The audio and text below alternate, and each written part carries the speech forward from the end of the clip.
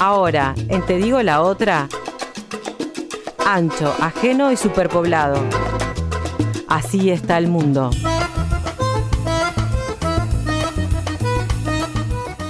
Recibimos en Te digo la otra ahora a Alejandro Cao de Venus, él es español, representante de Corea del Norte ante Occidente. ¿Cómo estás, Alejandro?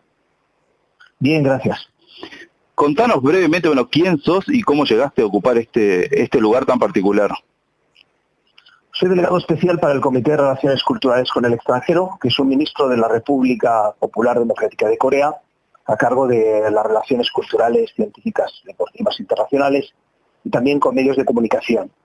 Todo esto empieza en el año 1990, cuando siendo joven, con apenas 16 años, tengo contacto con unas familias norcoreanas que vivían en Madrid. A raíz de ese primer contacto y por mi ideología, lógicamente comunista y revolucionaria, pues me llevó a un deseo de conocer más ese país.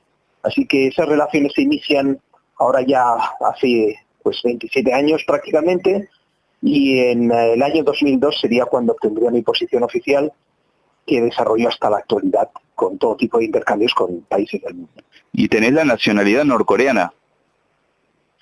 La tengo horaria, porque permiten, no hay convenio con España, entonces debería renunciar a mi nacionalidad española.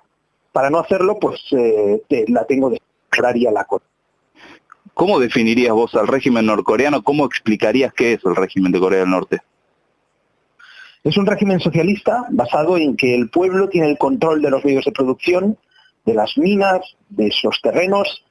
Básicamente lo definiría como un sistema soberano y nacionalista, donde se guarda la cultura y el espíritu nacional, a la par que se construye una sociedad basada en la igualdad salarial, basada en la igualdad de oportunidades entre todos, ¿no? Y sobre todo donde el sudor del trabajador no se lo llevan unos pocos empresarios o especuladores o terratenientes, sino que todo lo que uno trabaja, lo trabaja en comunidad.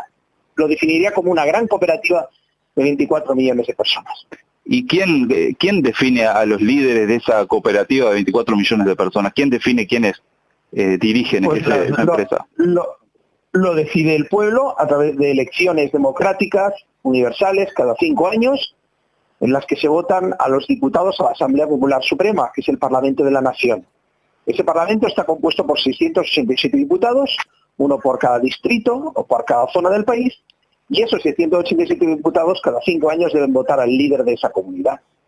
Bien, y el hecho de que el país sea gobernado por 3 generaciones de una misma familia obedece a que se los ha votado sistemáticamente. Por supuesto, sin esa votación, no solo sin la inicial, sino la votación continua, cada 5 años no podrían ser líderes de la nación. En este caso se hace porque existe una tradición revolucionaria en la familia del presidente Kim Il-sung, además de haber vencido a los grandes imperios norteamericano, estadounidense y japonés. Así que el pueblo depositó la confianza en este caso de nuevo en nuestro actual mariscal Kim Jong-un. ¿Y hay otros líderes posibles? ¿Qué otras opciones tiene la sociedad norcoreana? Por supuesto, hemos de contar que el líder actual, el más conocido, nuestro líder Kim Jong-un, es el máximo líder a nivel militar y a nivel del Partido del Trabajo de Corea. Pero hay otros 2 partidos más pequeños, el Partido Socialdemócrata y el Partido Chondoísta, y luego tenemos un primer ministro, el señor Park Bong-gyu, y tenemos un presidente del Parlamento, el señor Kim Jong-nam, quien es el de facto, el que hace la función de facto de presidente de la República. Así que hay otros líderes también que a la par también son elegidos por esa misma asamblea. ¿Y si a un norcoreano no le gusta Kim Jong-un, lo puede manifestar libremente? ¿Puede decir, no simpatizo por el líder? Por supuesto puede decirlo, y de hecho él puede, si cree que puede representar mejor al pueblo, pues se puede presentar a las elecciones y ser votado. Así que desde luego que puede hacerlo. Todas las personas tienen su capacidad de utilizar, su capacidad de manifestarse, siempre que se hace con respeto, obviamente, no hay ningún problema. ¿Y el respeto qué implicaría? Que cuando decís manifestarse con respeto... Sí, implica pues no quemar mobiliario urbano, crear actos de sabotaje o de terrorismo contra el gobierno, en fin, hacerlo de una manera adecuada, hacerlo mediante la lógica y mediante la convicción para convencer a los demás, no imposición o terrorismo. ¿Existen campos de concentración en Corea del Norte como manifiestan numerosas organizaciones? No, no existe ningún campo de concentración. Lo que existen son campos de trabajo para los delincuentes comunes, las personas que han cometido un crimen, han sido juzgadas, y en vez de ir simplemente a una prisión, donde están encerradas y aparte se convierten en mayores delincuentes, como la mayoría de prisiones, tanto de Uruguay como de España, lo que hacen es trabajar para el pueblo, recogiendo arroz o construyendo muebles que luego se regalan en las casas de los ciudadanos. ¿Has hablado alguna vez de centros de corrección moral e ideológica? ¿Sería esto mismo?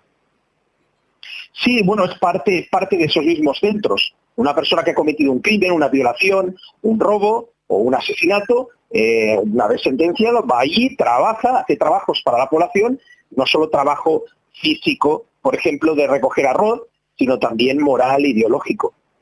Bien, vos continuamente hablás de las campañas de Estados Unidos y de sus organizaciones internacionales y demás en contra del régimen, difundiendo todo tipo de propaganda malintencionada. ¿Hay algo de esto, de todo lo que se dice respecto a violaciones a los derechos humanos en Corea del Norte que pueda ser catalogado como cierto? ¿Hay algún tipo de crítica de tu parte hacia el régimen o de autocrítica? No, respecto a lo que dicen nuestros medios de propaganda, financiados por el gobierno norteamericano y por la inteligencia, por la CIA, no hay nada de cierto respecto a eso, pero por supuesto que tenemos crítica y autocrítica. De hecho, todos los sábados, en todos los departamentos, nos reunimos para criticar y autocriticarnos por las gestiones mal hechas que hayamos producido. Y claro que tenemos deficiencias. Por ejemplo, en el tema burocrático tenemos muchos retrasos, en determinados aspectos de organización interna del país tenemos problemas, pero principalmente nuestros mayores errores actuales o principales obstáculos se deben a la complicada burocracia interna que tenemos, porque al tratarse todo de un organismo estatal, de un organismo público, pues es difícil organizarlo y hay que mantener vivo el interés y sobre todo la actividad, ¿no?, de todos los funcionarios que trabajan para esta comunidad. Así que hay trabajo, lógicamente, para hacer. El sistema no es perfecto, pero para nada tiene que ver con lo que se denuncia por supuesto los derechos humanos, precisamente en Corea, un país donde no existe el analfabetismo, donde la universidad es gratuita, la vivienda es gratuita y la sanidad también. Precisamente donde no se cumplen los derechos humanos es en los países capitalistas, donde los ricos tienen acceso a todo y los pobres se mueren en la miseria, duermen en las calles o buscan en las basuras los restos de comida. Así que esos son los derechos humanos para nosotros auténticos. Lo demás es básicamente propaganda. Durante la década de los 90, luego de la caída de la Unión Soviética, Corea del Norte ingresó en un proceso económico, si se quiere, bastante complicado. Hubo allí hambrunas, hay discusión sobre la cantidad de muertos debido a esas hambrunas, cientos de miles, millones. ¿Cómo es tu visión de lo que fue esa década de los 90 y cómo se encuentra hoy Corea del Norte desde lo social? ¿Cómo se ha salido de esa situación? Pues mi visión es la de la persona que ha estado allí cuando ha sucedido esto, así que yo sí que lo he vivido, yo no especulo como otras personas que no tienen ni idea de lo que pasó en esa época. Esa época la llamamos normalmente la ardua marcha, fue una época muy dura porque coincidió con el final del mercado socialista en el que nos quedamos sin colaboradores extranjeros, de la noche a la mañana se privatizó todo en China y en Rusia y a la vez tuvimos una serie de desastres naturales a la par que el gobierno norteamericano bloqueó nuestro comercio exterior. Así que esas tres situaciones crearon unos años catastróficos, básicamente de 1994 al año 2000. En esa época no había prácticamente que comer, no había electricidad y murieron muchas personas. ¿Cuánto calculás vos que murió? ¿Cuánto se calcula desde el régimen? Yo puedo calcular que se pudieran haber entre los 80.000 a 100 personas, lo cual es con las propias estadísticas de la ONU y de otros organismos de población, porque si hubieran muerto millones, obviamente la población no hubiera crecido, hubiera disminuido, pero la población siempre ha estado en crecimiento continuo, y esto lo dicen otras organizaciones, no solo Corea, por lo que yo calculo que puede estar en torno a esa cifra. Sobre todo hubo mucha gente también que emigró temporalmente a China, a la que se solicitó ayuda durante ese periodo, como digo, del 94 al año 2000. A partir de ese año ya el país se recupera económicamente, desarrolla una industria para depender de la importación exterior y ese despegue económico que cada día va más. El Estado apuesta a la política del ejército primero y destina a los militares y a la defensa gran parte del presupuesto. Decime si me equivoco en esto. Aun cuando el país ha atravesado las situaciones de las que hablábamos recién y aún enfrenta problemas sociales significativos, ¿vos decís que vale la pena la supervivencia del régimen aún a ese costo social tan alto, partiendo de la idea de que la defensa es para salvaguardar el régimen? No, para empezar, la defensa no es para salvaguardar el régimen, la defensa es para salvaguardar a Corea, para que Corea no se convierta en Libia, en Irak o Afganistán. Si Corea no dispusiese de la defensa que tiene actual, sería un agujero negro, sería como Afganistán, donde hay bombas todos los días, donde hay un pueblo miserable que no puede ni estudiar, ni comer, ni vivir. Una sociedad totalmente sometida y destruida por las bombas de los norteamericanos. Así que, para evitar precisamente que Corea no se convierta en Libia, que no se convierta en un país invadido y destruido por el imperio norteamericano, se desarrolla un sistema de disuasión y de defensa suficiente para que no maten a los niños y a las futuras generaciones, no para que sobreviva el sistema. Eso para empezar. Y el que quiera ver lo que es la supuesta democracia imperialista y liberal de los Estados Unidos, le recomiendo que vaya a vivir a Libia y que vea lo que hace la supuesta democracia norteamericana por sus propios medios y que se le caiga la carne a trozos por el plutonio empobrecido que lanzan las bombas norteamericanas. Así que, para nada, se trata de supervivencia del sistema y sí que se destina aproximadamente el 15% del Producto Interior Bruto para asegurar la vida en Corea, no la supervivencia del sistema. Bien, te quería preguntar sobre la situación ahora con Estados Unidos. Parece que se han calmado un poco las aguas. ¿Cómo lo ves vos? Bueno, aparentemente sí, pero por otra parte Trump acaba de ordenar el envío del tercer portaaviones, el USS Nimitz, que está de camino. Van a haber dentro de poco 3 portaaviones justo delante de nuestras aguas territoriales. El Carl Vinson, que ya se encuentra ahí, el Ronald Reagan, que hace poco se ha unido, y el USS Nimitz, que va para allá, incluido con varios submarinos no nucleares, entre ellos el USS Michigan. Por lo tanto, es un poco extraño que Trump aparentemente parece que no sigue amenazando con un ataque unilateral sobre Corea, pero está movilizando a sus portaaviones. Cualquier persona que sepa un poco de geoestrategia sabrá que los portaaviones no se utilizan para la defensa de nada, sino precisamente se utilizan como lanzadera para invadir otras naciones. Por lo tanto, pues el Ejército Popular de Corea se mantendrá alerta por si Estados Unidos ataca, defender y destruir sus bases en el Pacífico. ¿Qué capacidad tiene Corea del Norte respecto a Estados Unidos concretamente? ¿Puede lanzar un misil directamente a Estados Unidos? No uno, puede lanzar bastantes misiles. Y para decirle la potencia que tienen las bombas termonucleares, le comentaré que en 1945 ya los norteamericanos, cuando desarrollaron sus bombas nucleares, determinaron que unas 25 bombas serían suficientes de ese tiempo para acabar con la vida en la Tierra como la conocemos. Pues bien, las bombas termonucleares hoy en día tienen una capacidad de 100 a 1000 veces la capacidad de una bomba nuclear convencional. Por lo tanto, si se llegara a ese extremo en el que Estados Unidos se atreviera a atacar Corea, Corea respondería con armas termonucleares sobre su territorio y obviamente por muy grandes que sean y por gran potencia, pues quedarían tocados para el resto de la historia, no solo ellos, todo el mundo. Así que es mejor que Estados Unidos no lance sus bombas nucleares sobre Corea como hizo sobre Hiroshima y Nagasaki, matando a miles y miles de inocentes. Y la situación con Corea del Sur, con el vecino, ¿cómo se encuentra ahora y cómo ves la posibilidad de la reunificación de la que se estuvo tan cerca en su momento y que se ha alejado en los últimos tiempos? Bien, primero dejar claro que se ha alejado Corea del Sur. Nosotros firmamos los acuerdos, tanto el año 2000 como el año 2007, 15 de junio del 2000 y 4 de octubre del 2007 con los 2 presidentes surcoreanos que vivieron en ese momento, y fue después el gobierno ultraconservador proamericano el que rompió esos acuerdos. Pero por nuestra parte siempre se han cumplido y hemos querido lograr la reunificación basada en el respeto mutuo, basada en la idea de un país con 2 sistemas, una idea de confederación. Entonces, ahora parece ser que una vez expulsada y juzgada la anterior presidenta surcoreana corrupta, el nuevo presidente elegido, el señor Moon Jae-in, era asesor del presidente Roh Moo-hyun, uno de los presidentes con los que firmamos este tratado de reunificación, por lo que esperamos que este señor intente, pues poco a poco, buscar la vía del diálogo y no la vía del servicio a los Estados Unidos. Así que estamos a la espera, pero se ven posibilidades de avanzar en la reunificación en el próximo año.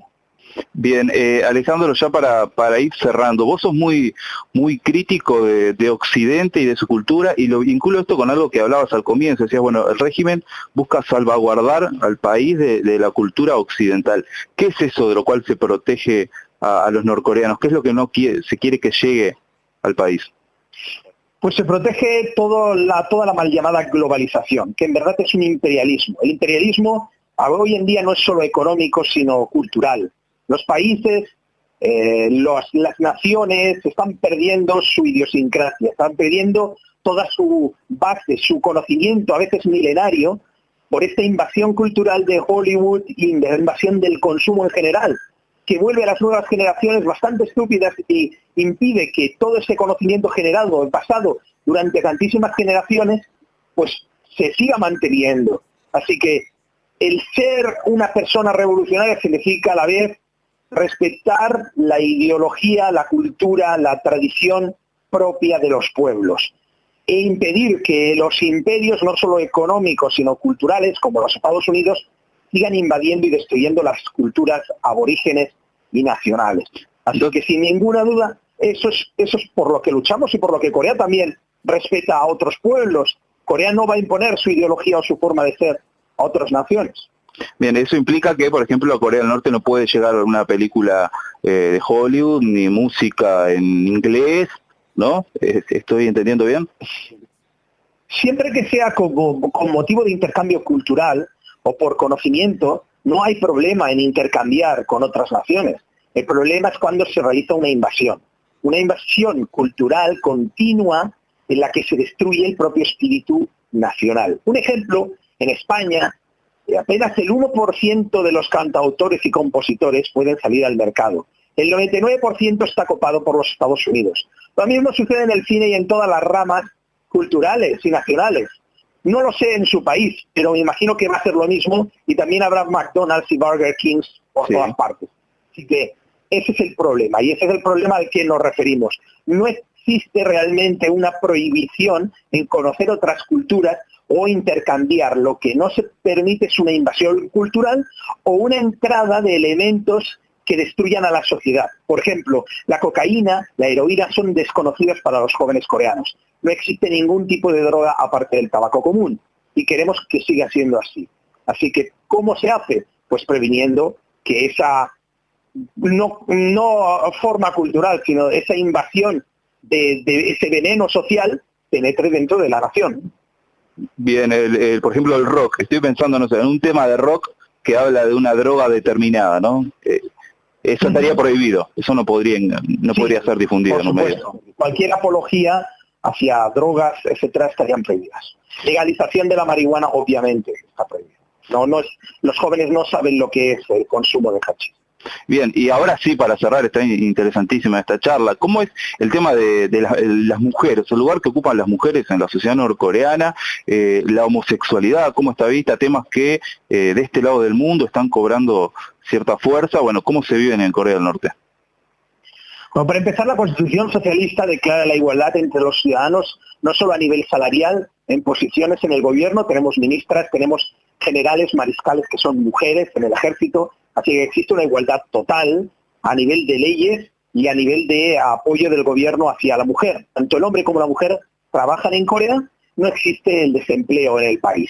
Igualmente, pues la mujer accede a la universidad, todo exactamente igual que el hombre. Pero sí es verdad que la cultura coreana arrastra pues determinados roles, digamos, machistas, ¿no?, respecto a lo que suele hacer el hombre, y que la mujer, aparte del trabajo normal como el hombre, pues muchas de las tareas domésticas todavía se le suelen atribuir, ¿no? Así que queda un trabajo por hacer respecto al bagaje cultural en la posición que tiene la mujer dentro de la sociedad, no así a nivel de leyes en las que está totalmente equiparada. Respecto al tema sexual, es una iniciativa, es una cuestión totalmente privada de cada persona, ¿no? No existe ninguna ley que prohíba la homosexualidad o cualquier tipo de acto sexual, como por ejemplo en los Estados Unidos, donde está prohibido pues sexo oral o sexo anal en determinados estados, y eso te puede llevar a prisión, ¿no? Pues eso, no existe ninguna ley en la que se refleje el tema de comportamiento sexual porque se considera un aspecto totalmente del ámbito privado. Alejandro, te agradezco esta charla en la cual hemos pasado por muchísimos temas y espero podamos volver a comunicarnos pronto. Muy bien, un placer. Te digo la otra, la política dicha desde otro lugar.